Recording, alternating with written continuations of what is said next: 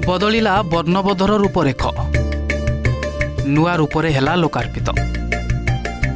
वर्णबोध को लोकार्पित कले मुख्यमंत्री मोहन माझी, जार ना रही मधु वर्णबोध।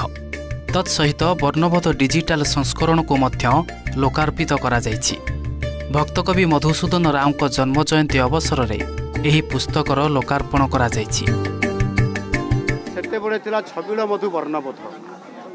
किछि दिन पूर्व जेतबेले आमे पढुतलु आज खाली वर्णबोध लेखा हिछि। एथिरे निश्चित भाव में जहाँ भक्तकवि मधुसूदन राव छबिल मधु वर्णबोधर गोटे संस्करण से स्थानित थिला, आज आउ थे खाली वर्णबोध अच्छी एवं सेतेबेले गोटे बिराड़ी से बसीथिबार चित्र थिला, आज गोटे हरिण से छिड़ा हबार चित्र एथिरे अच्छी।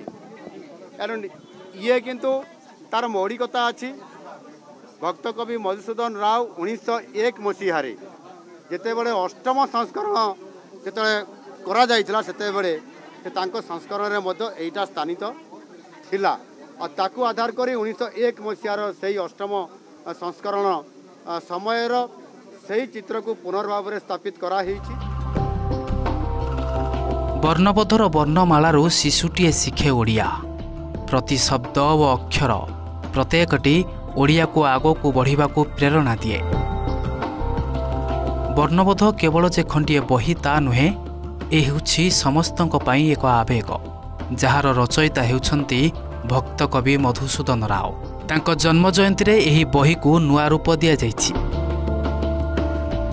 कृषि भवन ऑडिटोरियम रे ओडिया भाषा साहित्य संस्कृति विभाग द्वारा आयोजित एही उत्सव रे मुख्यमंत्री मोहन चरण माझी, उपमुख्यमंत्री प्रभाती परिडांक सह बहु मान्यगण्य व्यक्ति सामिल थिले। संस्करण वर्णबोध आउछि 2025 रे नूतन संस्करण।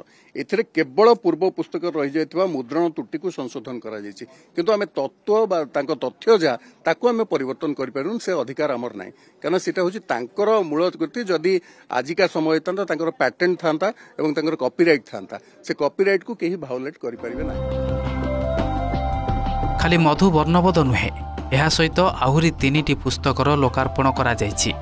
ता सह डिजिटाल वर्णबोधर मध्य उन्मोचन करिसंती मुख्यमंत्री मोहन चरण माझी।